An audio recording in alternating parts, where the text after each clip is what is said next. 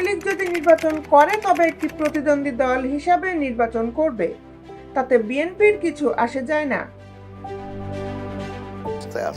সেই অবস্থা থেকে যদি আমরা সংস্কার না করেন, ভবিষ্যতে রাজনীতিকে যদি আপনি বিস্তারিত নিয়ে আপনাদের সাথে আছি আমি শামীমা সুলতানা।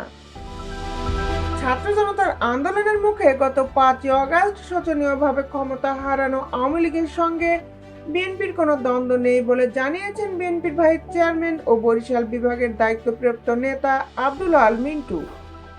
তবে ক্ষমতায় থাকাকালীন দলটির যেসব লোক হত্যা, খুন, গুম ও নির্যাতনে জড়িত ছিল তাদের শাস্তির দাবি করেছেন তিনি।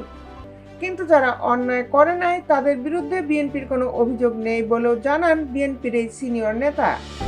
আজ রবিবার বিকালে শহরের টাউন ক্লাবের হলরুমে পিরোজপুরের সিনিয়র আহ্বায়ক কমিটির সঙ্গে বরিশাল বিভাগের সাংগঠনিক টিমের মত বিনিময় সভায় সাংবাদিকদের প্রশ্নের জবাবে তিনি এসব কথা বলেন। আগামী জাতীয় সংসদ নির্বাচনে আওয়ামী লীগের অংশ নেওয়া সম্পর্কে বিএনপির এই কেন্দ্রীয় নেতা বলেন, আওয়ামী লীগ যদি নির্বাচন করে তবে একটি প্রতিদ্বন্দ্বী দল হিসাবে নির্বাচন করবে, তাতে বিএনপির কিছু আসে যায় না। তবে আওয়ামী লীগ সরকারে থাকাকালীন অনেক অন্যায় করেছে, যারা অন্যায়ের সঙ্গে জড়িত আমরা তাদের বিচার চাই।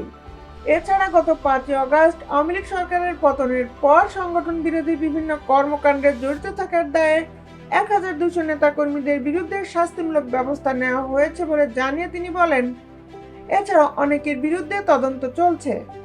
তিনি মনে করেন যতটা বিএনপির লোকজন করছে তার থেকে অন্য লোকেরা বেশি বলে। এমনকি বিএনপির ভাবমূর্তি নষ্ট করার জন্য অনেকেই এরকম কাজ করে বিএনপির নেতাকর্মীদের উপর চাপিয়ে দিচ্ছে।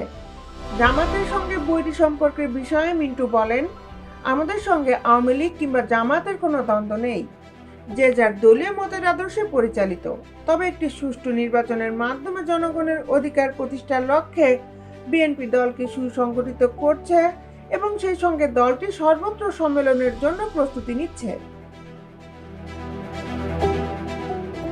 দেশ বিদেশের আপডেট নিউজ পেতে আমাদের সাথেই থাকুন।